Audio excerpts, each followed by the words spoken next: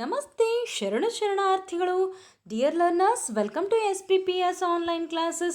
Dear students, today we are going to start new lesson from NCERT class 6 to social and political life. First, chapter number 4, key elements of a democratic government. So which are the key elements of a democratic government? We had discussion that democratic government meaning. So what is the democratic meaning? The government is for the people, to the people, by the people. So this is called the democratic government. The people have rights to vote during the election time, elect the representative. So these representatives works behalf of public or people. So this is forming the government. So this is called the uh, democratic government. So the people have various rights. So which are the key elements of a democratic government? So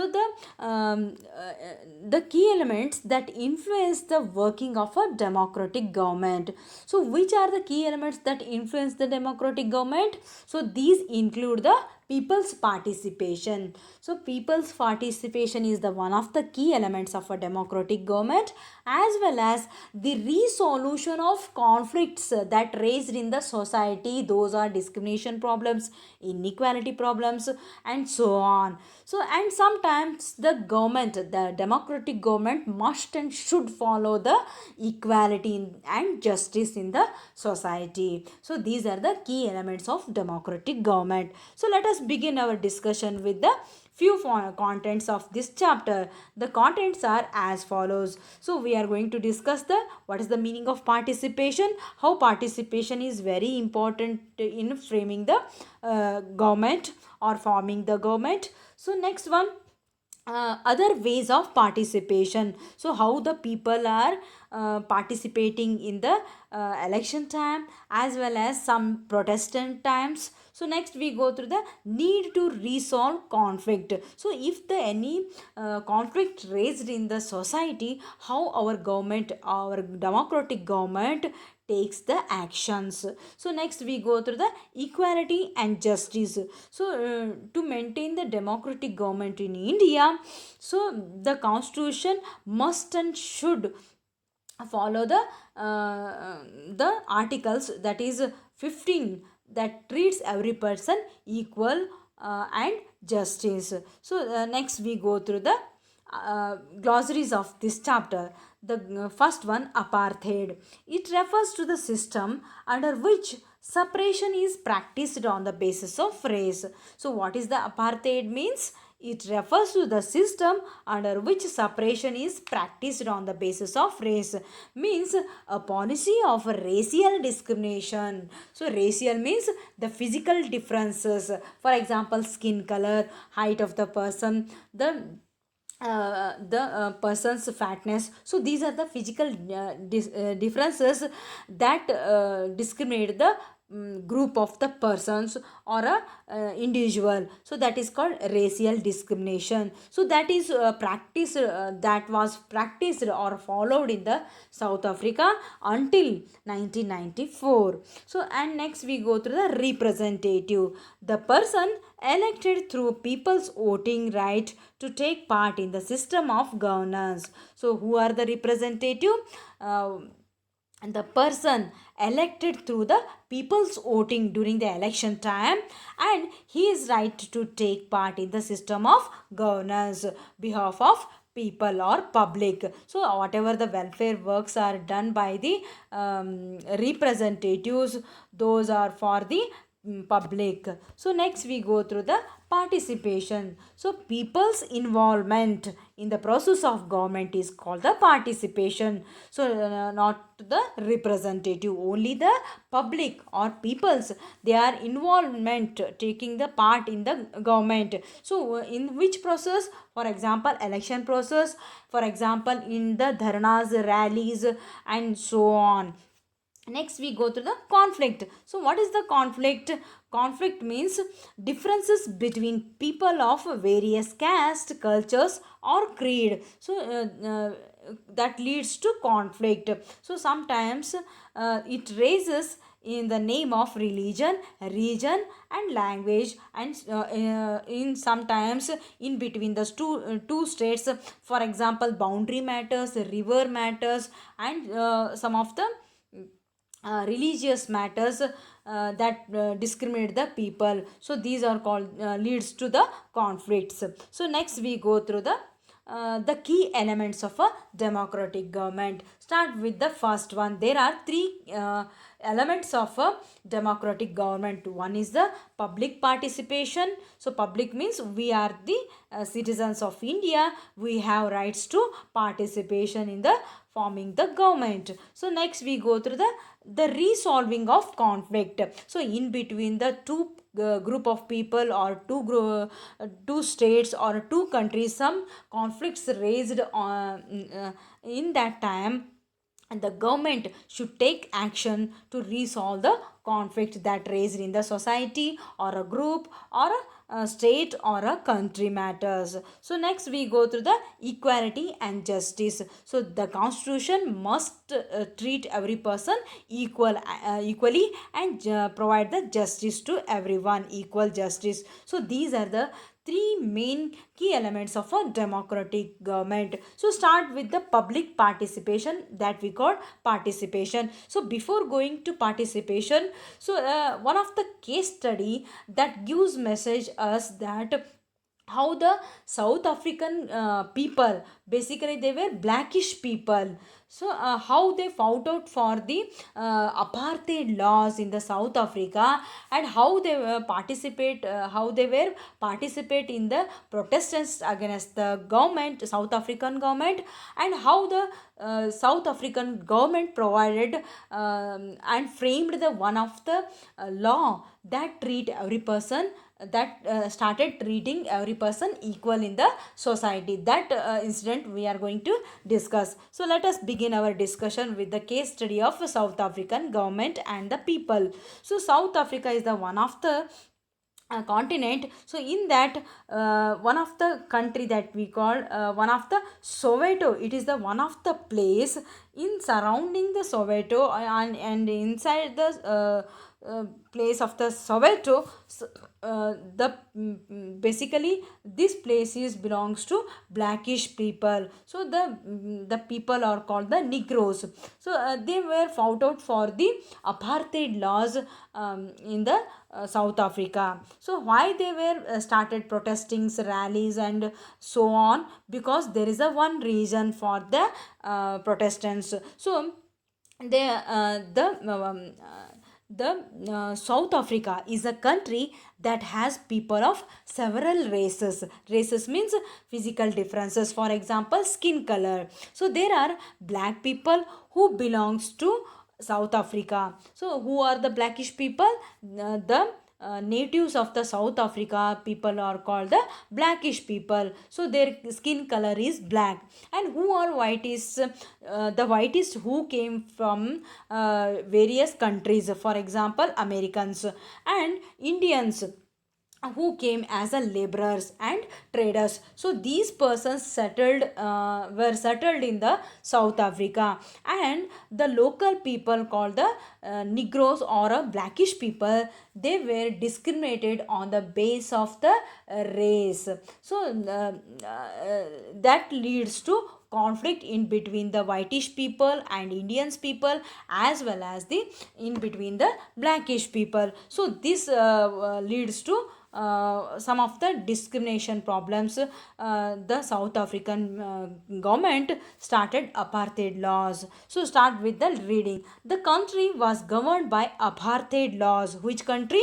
The South African country governed by apartheid laws. So a policy of racial discrimination followed in South Africa until 1994. So South African people were divided into white, black, Indian, and colored races, and apartheid laws prevented them from getting mixed with each other. So these apartheid laws, they were not gathered people because of the discrimination that creates the inequality problem in the country. So in these laws brought the uh, many conflicts in between the people. For example, they would be not treated equal in the South Africa. They are not enjoying the voting rights. So the blackish people are not enjoying the all the political, social and economical rights guaranteed to the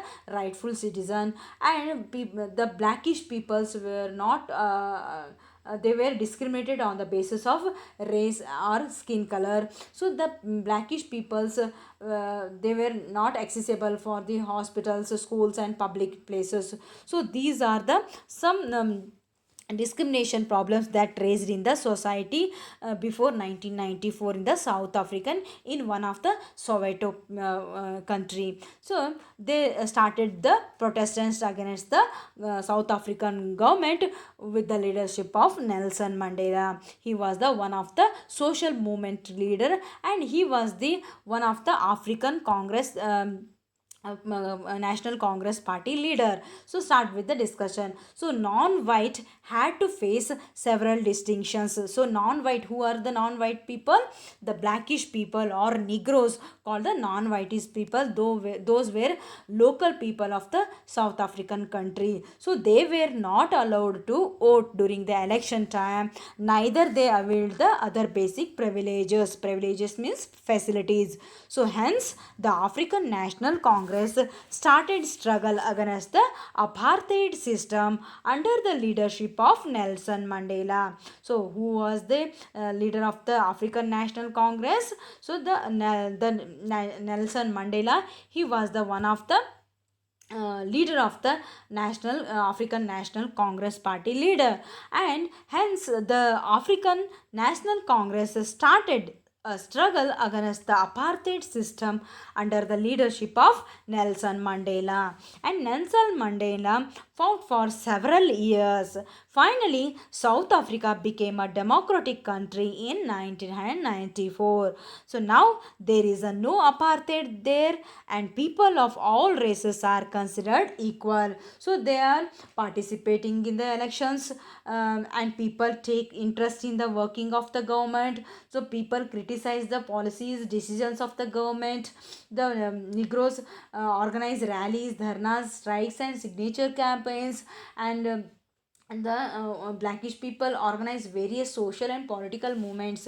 So these are also followed by the Negroes after the 1994. So this is the one of the participation in the protestants against the government. So after the inequality problems raised in the societies, or people they were discriminated on the base of the racial problem, the government listen the words of the Nelson Mandela and the protests of the people, and the South African government declared the one of the law that in the 1994. So that law treated started treating every person equal in the South African country. So this is called the participation, and the government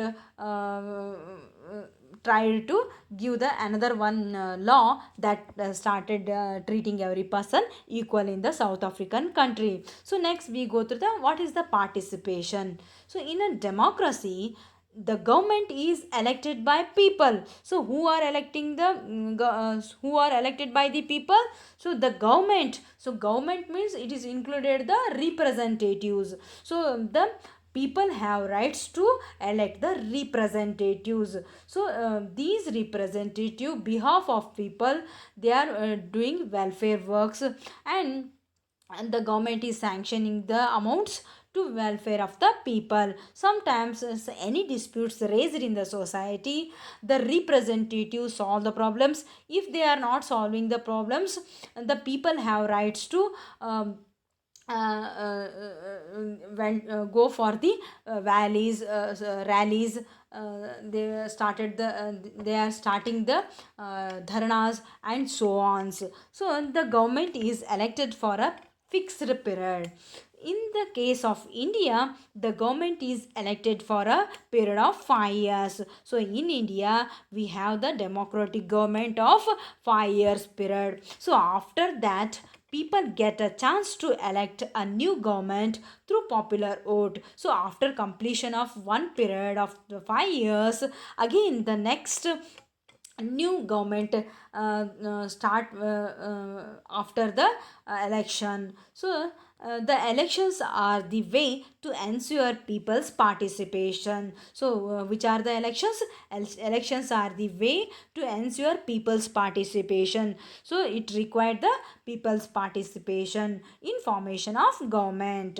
The if people are satisfied with the performance with the incumbent government, then the government gets re-elected to serve for another term. So for example, 5 years completed, the CM and the all the ministries, so they will again they will got the another one chance to govern the state or government. So next we go through the, if people are not satisfied with the performance, then a new government replaces the old government. So after completion of 5 years, again the new government formed by the people. And in real world, it is not possible for each and every citizen to directly participate in the governance. So the representational democracy has become the norm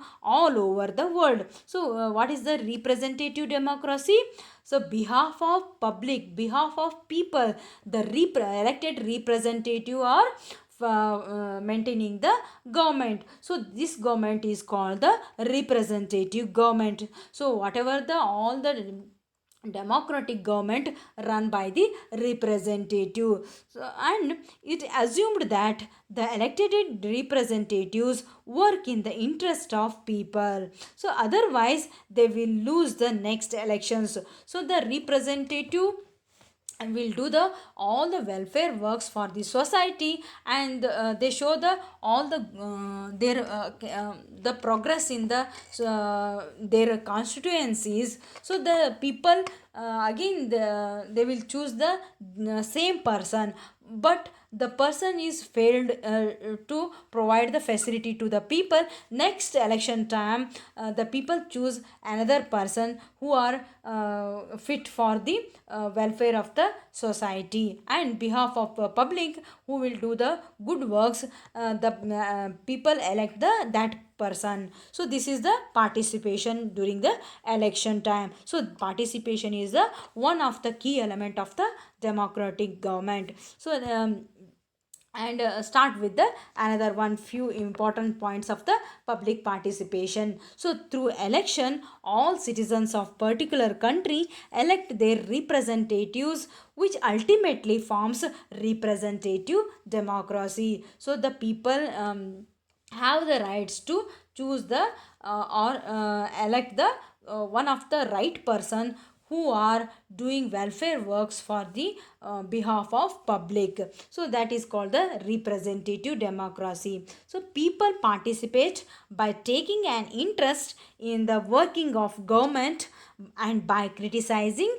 it when required. Sometimes the public wants more implement programs in their locality or a society. If the government fails for providing all facilities, people have rights to voice against the government. So they start with the criticizing the government in front of the media, for example press conference, for example. And the people have rights to write the reports in the newspapers, and sometimes the people give the interview or some messages to the TV channels. So these are also considered as a participation of the public. So next we go through the people can express their views through dharnas, rallies, strikes, and signature campaigns, social movements, etc. So dharnas means it's a peaceful protest or demonstration. So the government suppose the government failed for providing facility to the people. The people wanted their rights to bring the equality in the society, so they are giving awareness to the government to solve these problems through by the rallies, dharnas and so on. So these are called the public participation. So this is also key element of the democratic government. So which are the key elements of the democratic government? One is the participation of the public. So in the next upcoming class we will cover the more contents. Till then, bye bye, stay home.